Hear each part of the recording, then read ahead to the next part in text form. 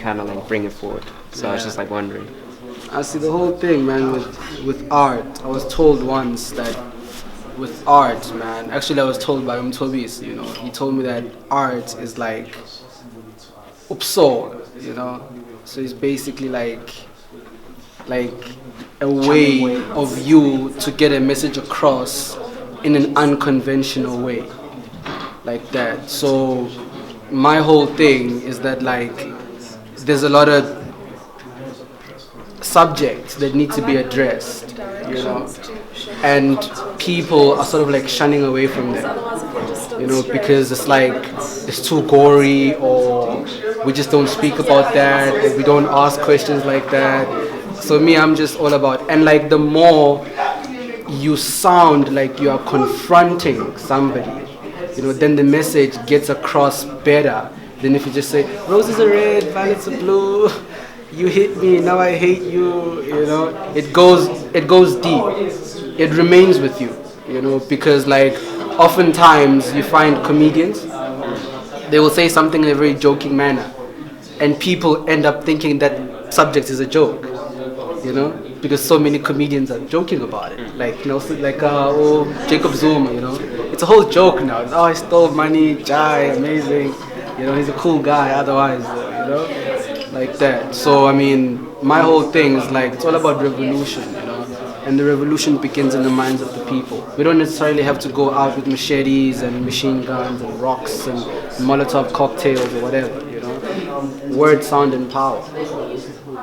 I like it. So words, they penetrate deep. But even like the way like your stance changes as soon as you get to it, like as soon as you start, like there's a certain presence. You can tell that you're like firm and you're here to stay, and you're just here to give whatever you need, like wisdom. You know? Yeah, because like I like reading, man. I love reading, you know. I got like a whole bag full of books, man, you know. Because I love reading. Did you get these from? I love reading, really. Huh? Did you get these from the Arts Festival? Nah. Actually, I'm part of the International Society for Krishna Consciousness. Okay. You know. So basically, I mean, I just dig the philosophy. You know, it was every question that I've ever asked answered, and the questions that I should have asked answered. You know, so it's just like a seeker's paradise, so to speak, you know. And actually the fact that the knowledge is so ancient, I really appreciate that, you know, because it's coming from the Vedas, and the Vedas were compiled about 5,000 years ago. And it's actually said that even if you were to spend your entire lifetime studying the Vedas, you still won't be able to finish it. You know? So I really appreciate knowledge like that. So whenever, like whatever I get, you know, I always try to manipulate it into my craft, so that I can deliver it to people. Because not everybody can read. Nowadays you've got Twitter. It just wants, 147 characters? That's not even words, that's characters. But there's a beauty in it, because the thing is like what you learn, right? The way you give it out, it's from your own personal perspective. True. You know, there's always going to be some part of you that you kind of like communicating with what you've kind of like learned already. Yeah. So we're getting a different kind of like view on things. Of you know, even though you can read so many books of like different kind of like information, different kind of problems and what's that, it's all given from a different perspective. So it's nice to see that you've kind of like not just made things from like your mind, but also you kind of like researched. Yes, exactly. You know how they say knowledge is power? Yes. I don't believe that. Actually, that's not me. My whole thing is knowledge applied is power, because otherwise knowledge on its own, it's neutral. You know, but once you give it to somebody, you know, and then they do something with it, then it takes shape. It can either have a positive or negative effect. It's like a knife. A doctor can use a knife to heal, while a robber or a very inimical person could use the very same knife to kill. You know? So basically I take knowledge and I give it a purpose. I take knowledge and I give it direction. And then from there it can stab the hearts of the people, you know, and then from there it can just spread all over the body and surcharge them, you know. And then from there, then they can maybe wake up or they can die.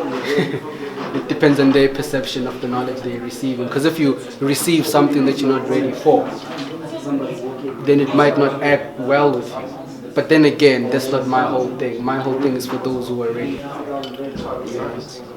Just on a lighter note, I mean, it's Arts Festival, Yes. and you're going to be engaging with many other artists, not just the ones in this room. True. Has there been any particular section or particular artist that you found very captivating? Well, you know, not somebody who's actually exhibiting here or who is like doing any work currently. There's a great poet by the name of Lesejo Rampolo K. I don't know if you know him. No. He's an amazing poet, that guy. Amazing poet.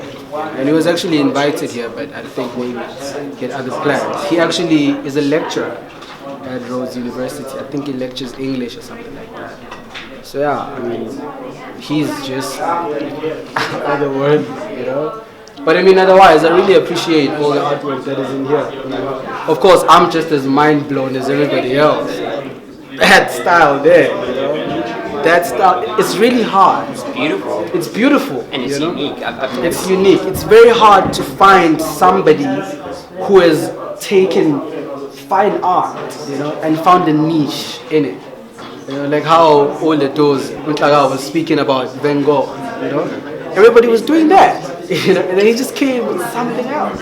You know, so in arts, like, especially like also with poetry, you know, like you find, I'm from Durban originally, so that you find that like poets, because all they have is this circle, every poet from this circle will sound like another poet from this circle, you know, and then there's no room for growth, you know, whereas myself, I had the fortune, you know, to actually interact with visual artists, you know, with actors, you know, with dancers, you know. So from there, even though these art forms seem worlds apart, but actually art is art at the end of the day, and you can get inspiration from another artist, you know, like I've written poems based on art pieces, you know, it's like that deserves a poem, you know, because sometimes you look at this and you think he's missing an eye, and then that's it, you know, you don't get the whole point behind it, you know, and most often, I mean, our natural medium